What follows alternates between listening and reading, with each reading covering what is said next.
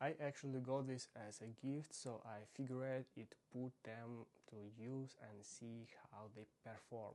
I'm running them in a few everyday devices that usually eat batteries pretty fast, and so far they've been solid.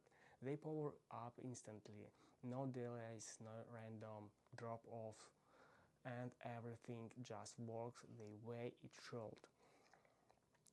What I like is that I don't have to think about them once they install it. They just keep going. They feel reliable, steady, and consistent, which is exactly what you want from batteries like this. I've swapped them into a couple of different devices, and performance has been the same across the board.